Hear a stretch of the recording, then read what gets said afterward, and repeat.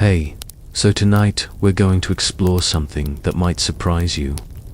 The hidden dangers that lurked in medieval bathhouses, those warm, steamy chambers that promised cleanliness and comfort, but carried secrets that could change your life forever. If you're finding peace in these historical journeys, a gentle like or subscribe would mean the world to me, and I'm always curious. Where in the world are you listening from tonight? Find your most comfortable position. Let your breathing slow and deepen. And let's step back to a time when even the simple act of bathing could be a gamble with fate. The world, before understanding you, find yourself in the year 1348. Standing on the cobblestone streets of Bruges, the air carries the familiar sense of a medieval city.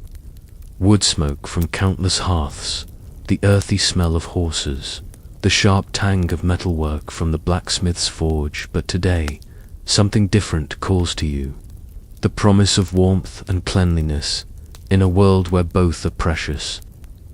Commodities. The bathhouse stands before you like a sanctuary. Its stone walls have absorbed decades of steam and stories, and the heavy wooden door seems to pulse with the warmth contained within. You can hear the gentle murmur of voices, the soft splash of water, the occasional laugh that echoes off stone walls. This is a world where bathing is not a daily ritual, but a special occasion. Most people in your time wash with cold water from basins, scrubbing quickly before the chill sets into their bones. The bathhouse represents luxury, community, and the rare chance to soak away the accumulated grime and fatigue of medieval life. But what you don't know, what no one in 1348 could possibly understand, is that these havens of warmth harbor invisible dangers that will not be comprehended for centuries to come. The keeper of secrets. The bathhouse keeper approaches you with a welcoming smile. Her name is Marguerite, and she has tended this establishment for nearly 20 years. Her hands are permanently softened by the constant moisture, her face flushed from the perpetual warmth of her domain. She moves with the practiced grace of someone who has guided thousands of bathers through this ritual. Welcome, traveler, she says, her voice carrying the gentle authority of her position. The waters are perfect today, heated just as you like them. We have fresh herbs from the monastery garden, rosemary for clarity of mind, lavender for peaceful sleep. You notice how her eyes linger on each new arrival, assessing not just their ability to pay, but their health. She has learned, through years of observation, to recognize certain signs: the flush of fever, the telltale rash of disease, the labored breathing that speaks of illness. Yet even her experienced eye cannot see the microscopic threats that swim invisibly in her carefully tended waters. Marguerite leads you through a small antechamber where other patrons are preparing. Some are merchants, their soft hands and fine clothes speaking of prosperity. Others are craftsmen, their calloused fingers and muscled forearms telling stories of honest labor. A few are pilgrims, travel-worn and grateful for this chance to cleanse both body and spirit. Architecture of comfort and danger. As you follow Marguerite deeper into the bathhouse, you begin to appreciate the ingenuity of its construction. The building is designed around a central bathing chamber, with smaller rooms branching off for more private ablutions. The floors are made of smooth stone, sloped gently toward drains that carry away excess water, or at least that's the intention. You notice that some of the drains are partially blocked, causing water to pool in corners where it grows stagnant. The stone walls, while beautiful, are porous enough to absorb moisture that never fully dries. In the dim corners where lamplight doesn't reach, you can see dark stains that speak of persistent dampness. The heating system is a marvel of medieval engineering beneath the stone floors. A network of channels carries hot air from furnaces tended by workers who never see the bathers above these men. begrimed with soot and sweat, feed wood into roaring fires that heat both air and water. They work in shifts, ensuring that the bathhouse never grows cold, but this constant warmth, combined with the moisture from dozens of human bodies, creates an environment that medieval minds cannot fully comprehend. They see comfort and luxury. They cannot see the microscopic life that thrives in these perfect conditions. The ritual begins. Marguerite shows you to a wooden bench where you can prepare for your bath. The wood is worn smooth by countless bodies, and you can feel the warmth radiating up from the heated floors below. Other bathers move around you with the quiet reverence of people engaged in something sacred. You begin to remove your outer garments, the heavy woolen cloak that has protected you from the autumn chill, the linen tunic that bears the stains of travel. Each piece of clothing holds the scents and stories of your journey. Wood smoke from roadside fires, the green smell of fields after rain, the dusty aroma of well-traveled paths. As you undress, you become aware of your own body in a way that daily life rarely allows. The pale skin that rarely sees sunlight, the small scars that mark a life of physical labor, the muscles that ache from long days of work in this warm, accepting environment. These imperfections seem less important. Other bathers nod at you with the easy camaraderie of shared vulnerability. Here, stripped of the clothing that marks social status, everyone is equal. The merchant's soft belly and the laborer's scarred hands are simply different. Stories written on human flesh. The first touch of water. You approach the main bathing pool with anticipation building in your chest. The water steams gently, creating small wisps of vapor that dance in the lamplight. The surface is disturbed by the gentle movements of other bathers, creating ripples that catch and scatter. The amber glow. Your first step into the water sends a shock of pleasure through your nervous system. The heat penetrates your skin immediately, and you can feel your muscles beginning to relax. In response, the water rises around your ankles, then your calves, each inch bringing a new wave of warmth. As you lower yourself deeper, the water embraces your thighs, your waist, your chest. The sensation is almost overwhelming. After months of cold washes and hurried cleanings, this luxurious warmth feels like a gift from heaven itself. You close your eyes and let yourself sink until the water reaches your shoulders. The other bathers around you seem to glow in the dim light, their skin flushed pink from the heat. Some lean back against the stone edges of the pool, their faces relaxed in expressions of pure contentment. Others move slowly through the water, letting it flow around their bodies like liquid silk. But what you cannot see, what none of you can see, are the invisible passengers that travel from body to body through this shared medium. The water that feels so pure and cleansing is actually a highway for microscopic life. The community of bathers. As you settle into the rhythm of the bathhouse, you begin to observe your fellow bathers more closely. There's Willem, a cloth merchant from Ghent, whose soft hands speak of a life spent handling fine fabrics rather than rough tools. He moves through the water with careful precision, as if afraid that sudden movements might disturb the perfect temperature. Beside him sits Katerina, a baker's wife whose arms are dusted with flour that the water slowly dissolves. She has saved for months to afford this luxury, and her face shows the deep satisfaction of a pleasure long anticipated. Her calloused hands, usually busy kneading dough, now rest peacefully on the water's surface in the corner. A young priest named Brother Thomas soaks quietly, his tonsured head bowed in what might be prayer or simple meditation. The Church's teachings about the body are complex and sometimes contradictory, but here in the warm water, spiritual and physical comfort seem to merge. Each person brings their own story, their own collection of experiences and exposures. Willem has traveled extensively, Visiting markets in cities where different diseases flourish, Katerina works with her hands constantly, touching surfaces that countless others have touched. Brother Thomas tends to the sick in his monastery, offering comfort to those afflicted with ailments he cannot name, and now, in this shared water, their individual histories begin to mingle. The invisible exchange, what medieval science cannot yet understand, is happening all around you.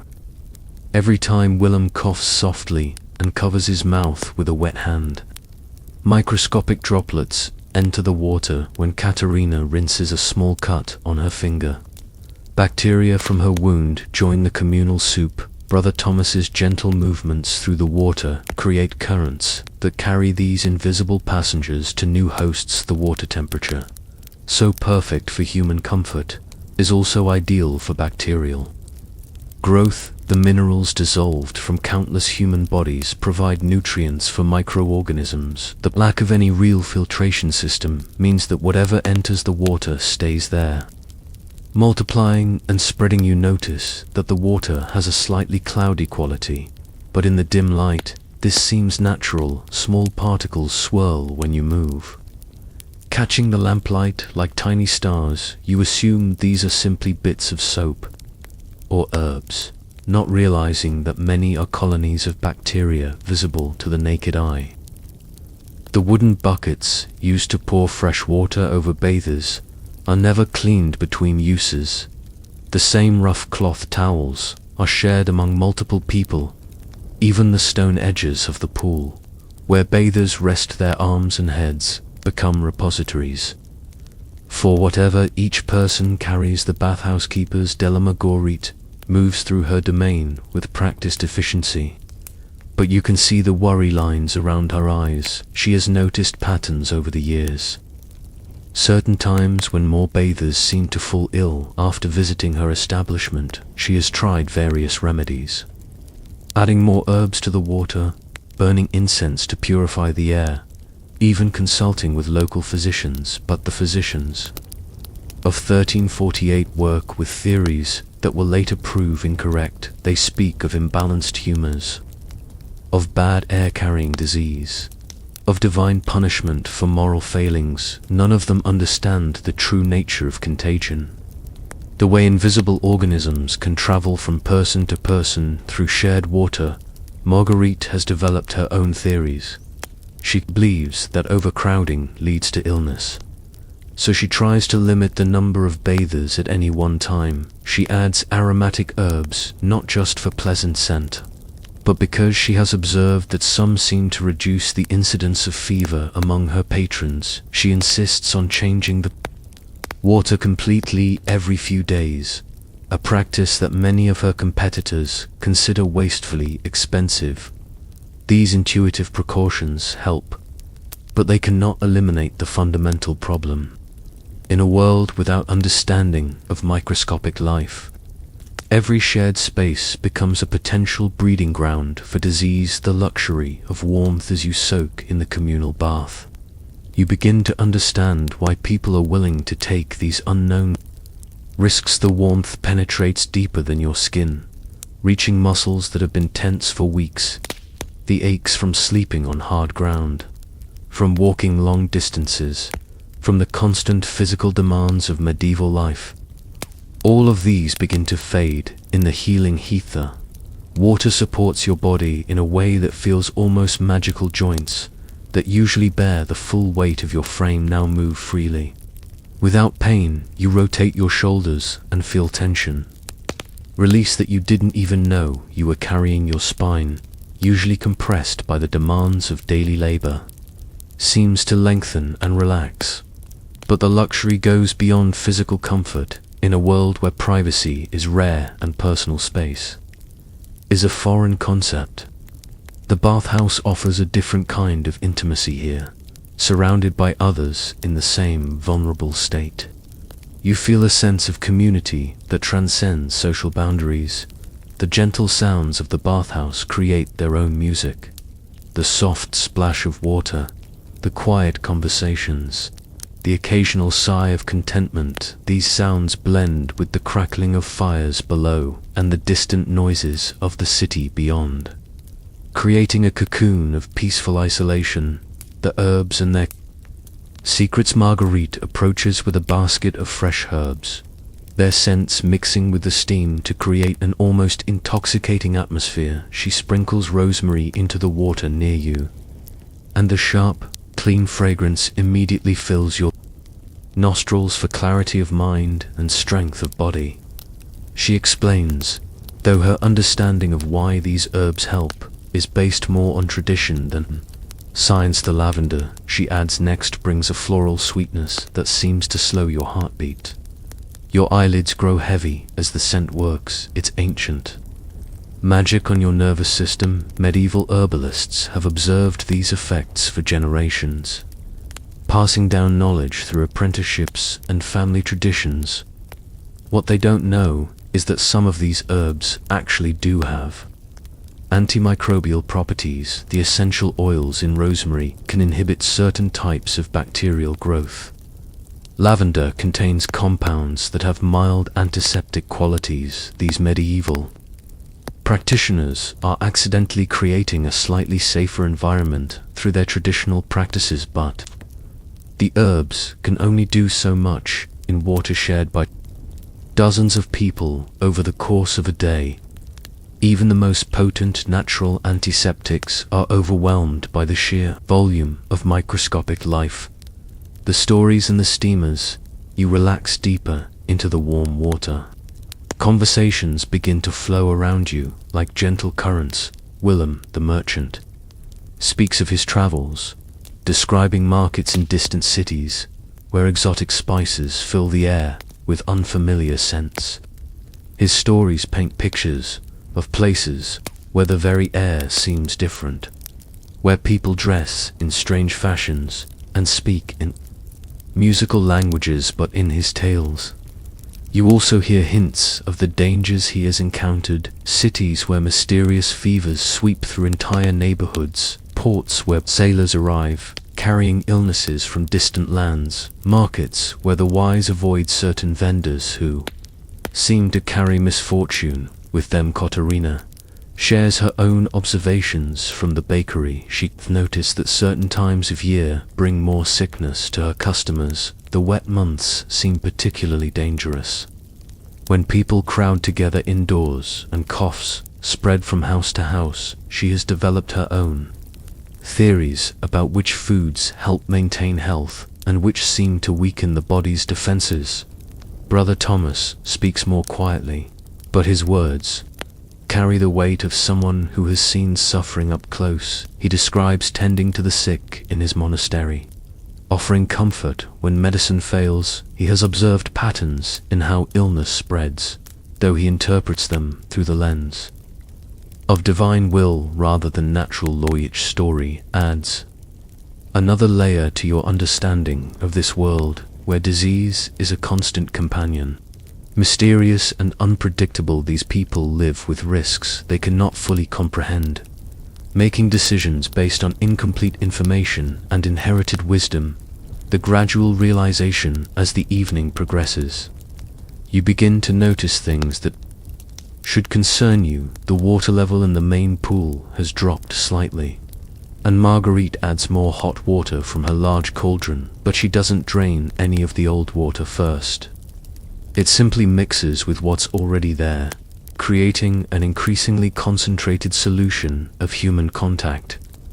You watch as a young apprentice, no more than 14, enters the water with visible excitement. This is clearly his first visit to a bathhouse, and his wonder at the luxury is infectious. But you also notice the small pustules on his arms, the telltale signs of some minor skin condition. As he settles into the water, these lesions are rinsed clean, and their contents join the communal bath. An older woman near the edge of the pool has been coughing intermittently each time she politely covers her mouth, but her wet hand immediately returns to the water. The droplets from her cough settle on the surface, invisible in the dim light, but carrying whatever illness has taken hold in her lungs. You begin to understand that this warm, Welcoming environment is also a perfect mixing bowl for human ailments. Every person who enters brings their own collection of microorganisms, and the shared water ensures that everyone leaves with a sample of everyone else's. Night deepens as the hours pass. The bathhouse takes on a different character. The initial excitement of entering the warm water has given way to a deeper relaxation. Conversations become more intimate, more philosophical. The heat has loosened not just muscles, but tongues as well. You find yourself in discussion with a traveling scholar who has visited bathhouses across Europe. He speaks of the Roman baths he has seen in ruins, marveling at their sophisticated engineering, but he also shares disturbing observations. Certain bathhouses that seem to be associated with higher rates of illness, patterns he cannot explain but has learned to avoid in Cologne. He says, his voice barely above a whisper, "There was a bathhouse near the cathedral. Beautiful place. Always crowded, but I noticed that many who visited there fell ill within days, not all, but enough that the local physicians began to whisper among themselves." His words send a chill through you despite the warm water. You realize that you are participating in an experiment that humanity has been conducting for centuries. The balance between the benefits of communal bathing and its hidden costs. The microscopic world, what you cannot see, what no one in 1348 could possibly see, is the incredible diversity of microscopic life that surrounds you in every drop of the bathhouse water. Millions of bacteria go about their ancient business of survival and reproduction. Some are harmless, even beneficial. The same organisms that help digest food in human intestines, but others are opportunistic pathogens, waiting for the right moment to establish themselves in a new host. The warm water provides them with ideal conditions, the perfect temperature for rapid multiplication, dissolved nutrients from human skin and secretions, and a steady supply of new potential hosts. Some bacteria form protective films on the stone surfaces of the pool, creating invisible colonies that persists long after individual bathers have left. Others float freely in the water, carried by currents created by human movement. A few have learned to survive in the wooden buckets and cloth towels, waiting patiently for the next person to use these shared implements. The human immune system, remarkable as it is, faces an overwhelming challenge in this environment. While it can handle the usual load of microorganisms that each person carries, the sudden exposure to dozens of different strains can overwhelm even the healthiest constitution.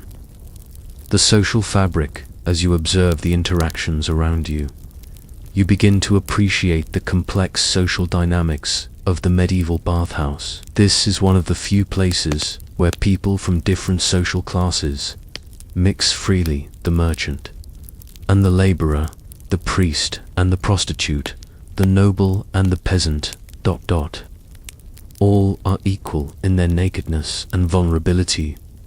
You notice how conversations cross social boundaries that would be insurmountable in the outside world. A wealthy cloth merchant discusses philosophy with a poor scholar, their usual class distinctions dissolved in the democratic warmth of the shared water. A noblewoman and a baker's wife compare remedies for common ailments, their different stations in life temporarily irrelevant.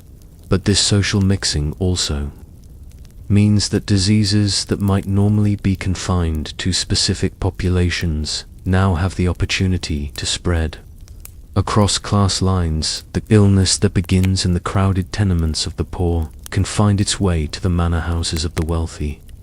Through the medium of the bathhouse, you realize that you are witnessing one of the ways that medieval society, despite its rigid hierarchies, remained connected at the most fundamental biological level. The same water that brings people together also ensures that they share each other's microbial heritage. The economics of risk Marguerite moves through Her establishment with the practiced eye of a successful businesswoman, she has invested heavily in this Bathhouse. The stone construction, the sophisticated heating system, the constant supply of fuel for the fires her livelihood depends on maintaining a reputation for cleanliness and comfort, but she also faces economic pressures that work against safety. Changing the water completely is expensive. It requires draining the entire system, cleaning the pools, and refilling with fresh water that must be heated from cold. The fuel costs alone for such frequent changes would make her business unprofitable, so she compromises. As most bathhouse keepers do, she adds fresh hot water regularly, skims debris from the surface, and adds herbs that she believes have purifying properties. She limits the number of bathers at any one time and refuses entry to those who show obvious signs of illness. But the fundamental problem, the accumulation of microscopic life in the shared water, remains unsolved. You begin to understand that the dangers of medieval bathhouses are not the result of ignorance or carelessness, but of the impossible balance between economic necessity and public health in a world without understanding of germ theory. The best intentions still lead to dangerous outcomes. The changing light as the night deepens. The character of the bathhouse continues to evolve. The oil lamps burn lower, casting longer shadows that dance across the stone walls. The conversations become more hushed, more intimate. Some bathers have left, but others have arrived, creating a constant flow of new bodies and new risks.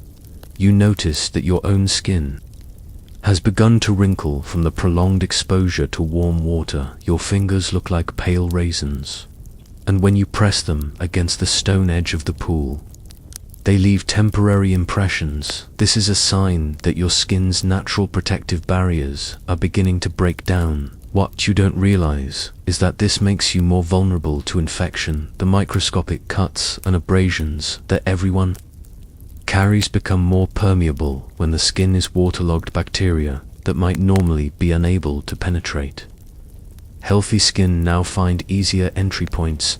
Say new arrival catches your attention. A young woman with the pale complexion and delicate hands of nobility. She moves with the careful grace of someone unaccustomed to public bathing, clearly nervous about this venture outside her usual social sphere. But even her privileged background cannot protect her from the microscopic dangers that swim invisibly around her. The wisdom of experience. An elderly man named Aldrich settles into the water near you with the careful movements of someone whose joints have seen many years. His body tells the story of a long life. Scars from old injuries, the bent fingers of a craftsman, the weathered skin of someone who has worked outdoors. But his eyes hold the wisdom of experience. I've been coming to bathhouses for 40 years, he says, his voice carrying the authority of age. I've seen them change, seen them improve. This one, Marguerite, runs a good establishment, clean as you can expect, careful about who she lets in. He pauses, studying the other bathers with eyes that have learned to see patterns. But I've also learned to be cautious. I don't stay too long. The water gets tired after too many bodies have used it. I watch for signs. People who cough too much, skin that doesn't look healthy, and I always leave if I start to feel unwell. His words carry the weight of hard-earned experience. This is a man who has learned to navigate the risks of medieval life through careful observation and prudent choices. He represents the accumulated wisdom of generations who have learned to balance the benefits of communal bathing against its dangers. The first sign says, you prepare to leave the bathhouse.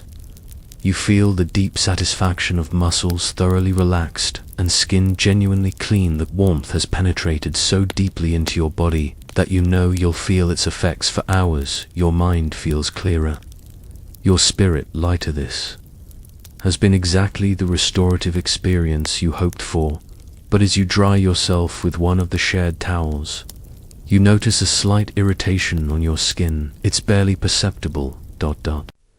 Just a faint redness that could be attributed to the heat of the water. You dismiss it as a normal reaction to the prolonged soaking over the next few days. However, you begin to notice other changes, a slight fatigue that seems disproportionate to your activities, a mild fever that comes and goes like a gentle tide. Your skin feels more sensitive than usual, and there's an ache in your joints that wasn't there before the bathhouse visit. These symptoms are subtle enough that you might not connect them to your evening of luxury.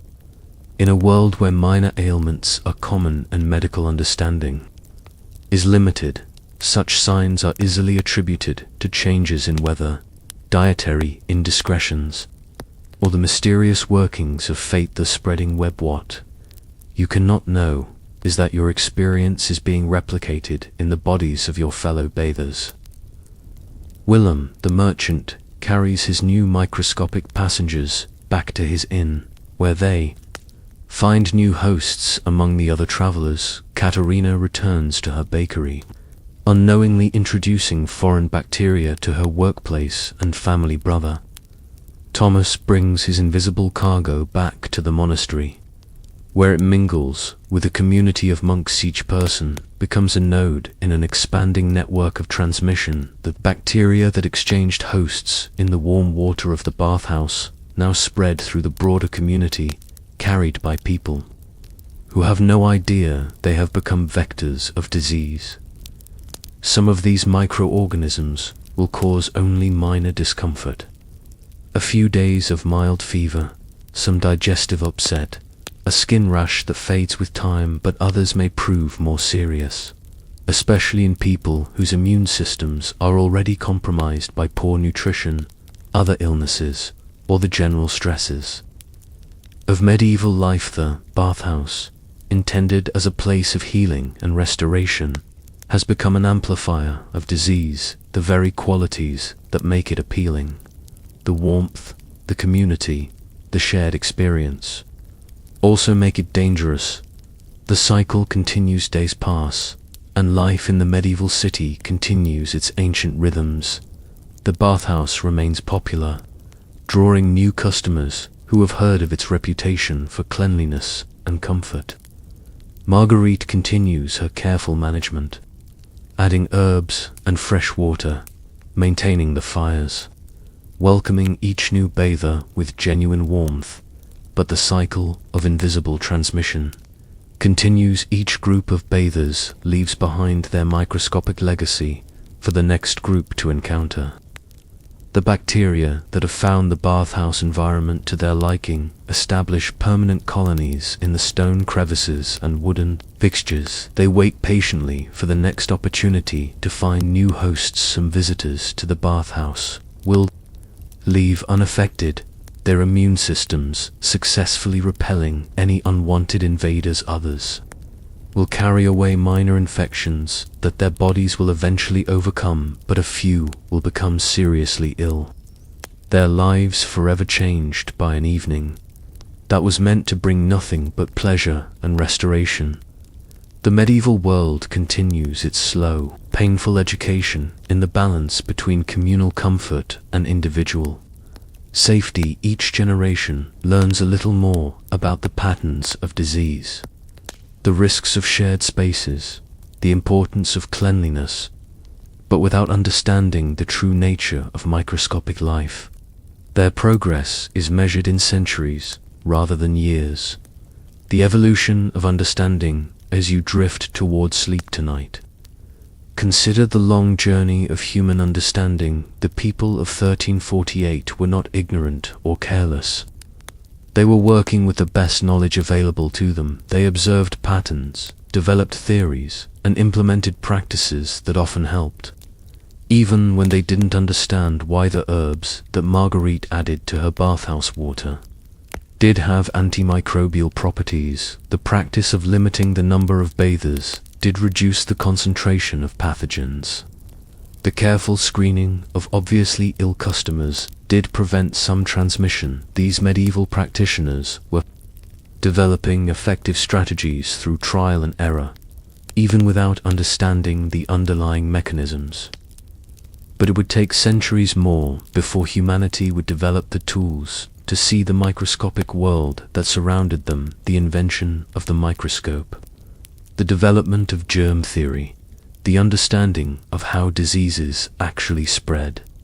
All of these advances lay far in the future. In the meantime, people like you, Willem, Katerina, Brother Thomas, and countless others continued to make the best choices they could with the information available to them. They balanced the very real benefits of communal bathing against risks they could sense, but not fully understand. The lessons of history. The story of medieval bathhouses offers us a window into the eternal human struggle to balance individual desires against collective safety. The same tensions that existed in 1348 continue to shape our world today. We still face situations where the benefits of community and shared experience must be weighed against the risks of disease transmission.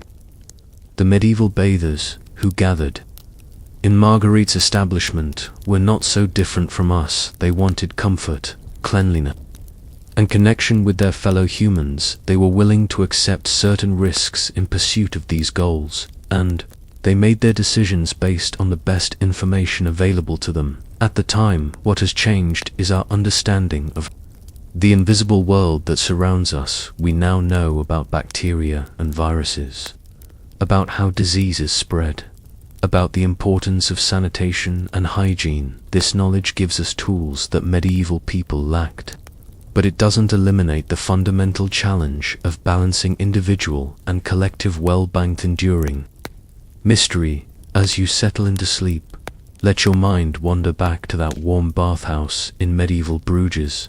Feel the heat of the water surrounding you. Hear the gentle conversations of your fellow bathers. Smell the herbs floating on the surface. Remember the sense of community and shared vulnerability that made the experience so appealing, but also remember the invisible dangers that swam silently in that welcoming water. Think about the courage it took for medieval people to seek comfort and cleanliness, despite risks they could sense but not fully understand. Consider the wisdom they developed through generations of careful observation and hard-earned experience. The medieval bathhouse represents both the best and the most dangerous aspects of human community. It was a place where social barriers dissolved, where physical comfort was shared, where the ancient human need for cleansing could be satisfied, but it was also a place where the invisible threads that connect all human life became visible through the medium of shared risk. Tonight, as you rest in the safety of modern understanding, remember those who came before us. They faced the same fundamental challenges we face today. How to live together safely, how to balance individual desires against collective well-being, how to make good decisions with incomplete information. Their stories remind us that human wisdom is always provisional, always evolving. What seems dangerous to us may have seemed perfectly safe to them. What we consider essential knowledge was once unimaginable. The bathhouses of medieval Europe were both sanctuaries and sources of danger, depending on perspectives that changed with time and understanding. Rest well, knowing that the long human journey toward understanding continues. The mysteries that puzzled our ancestors have been solved, but new mysteries await our descendants. That warm water of that medieval bathhouse still flows through the streams of history, carrying its lessons forward into our modern world. Sleep peacefully and dream of the courage it takes to seek comfort and connection in a world full of invisible dangers. Dream of the wisdom that comes from careful observation and hard-earned experience. Dream of the long, slow progress of human understanding, measured not in years but in centuries of patient learning. The bathhouse keeper has extinguished the last lamp. The warm water grows Still, the stories settle into silence, and history continues. Its ancient work of teaching us who we are and who we might become.